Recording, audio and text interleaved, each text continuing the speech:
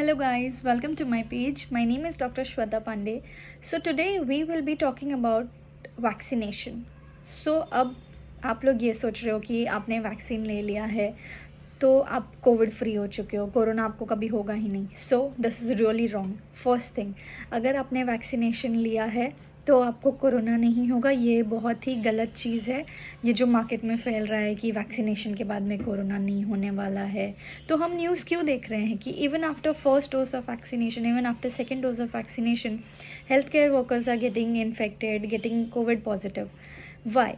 So recently I got to know कि हम जब वैक्सीनेशन लेते हैं तो उसकी एफिकेसी रेट जो है दैट इज़ बिटवीन 60 to 80%. सो जब आप फर्स्ट डोज लेते हो तो ज़रूरी ये नहीं कि अगर आपने फर्स्ट डोज भी लिया है, सेकेंड डोज भी लिया है तो आप कोविड पॉजिटिव क्यों आ रहे हो. फर्स्ट डोज के 45 डेज़ बाद एग्जैक्टली अपना जो वैक्सीनेशन है वो काम करना चालू करता है. आपके बॉडी में एंटीबॉडीज़ रिलीज़ होना फर्स्ट डोज से ही चालू हो जाते हैं. लेकिन अगर आप देखो तो जिस कंपनी इसको निकाल रही है, सीरम इंस्टीट्यूट ऑफ पुणे से एक डायरेक्टर हैं जिन्होंने इस सब के बारे में बताया है. आजकल उनका जो ऑडियो क्ल्यू है वो बहुत ज़्यादा वायरल हो रहा है. उन्होंने ये कहा है कि फ़र्स्ट डोज़ के 45 डेज़ बाद और सेकेंड डोज़ के 13 डेज़ बाद. सो हमको ऐसा कंसिडर करना है कि फ़र्स्ट डोज़ जब हम लेते हैं तो उसके 45 डेज़ तक हम पॉजिटिव आ सकते हैं. और अगर इस टाइम पीरियड के बीच में अगर हम पॉजिटिव आते हैं तो सीवियरिटी थोड़ी सी ज़्यादा होगी. सबसे पहली चीज़, वैक्सीनेशन हमको इस बीमारी से प्रोटेक्ट करेगा इस वे में कि जैसे अगर हमारा सीवियरिटी स्कोर बढ़ रहा है तो वैक्सीनेशन लेने के बाद हमारे बॉडी में ऑलरेडी एंटीबॉडीज़ प्रोड्यूस हो चुके हैं, तो उसकी जो सिम्टम्स है, उस बीमारी की जो सिम्टम्स है वो हमारी बॉडी में आएंगी, लेकिन थोड़ी कम, एक बोल सकते हो सीवियरिटी के साथ, एक थोड़ी कम सीवियरिटी के साथ में आएंगी वो. और सेकंड चीज़, ये मत भूलिए कि आपको मास्क पहने ही रहना है. अगर आप देखें तो आज की डेट में मुंबई, महाराष्ट्र में बहुत ही ज़्यादा केसेस इंक्रीज़ हो रहे हैं. इफ़ यू सी तो लास्ट ईयर के मुकाबले इस ईयर अभी जो ये हम इसको बोल सकते हैं सेकेंड वेव आया है, तो ऐसा हो रहा है कि अभी जो हम सिम्टम्स देख रहे हैं, मोस्टली अभी के टाइम पे ये कॉमन सिम्टम हो गया है कि ब्रेथलेसनेस हो जाता है और लॉस ऑफ टेस्ट और लॉस ऑफ स्मेल. तो बहुत लोगों में, यंगस्टर्स में मोस्टली आज के डेट में दिख रहा है कि लॉस ऑफ स्मेल और लॉस ऑफ टेस्ट बहुत ज़्यादा है.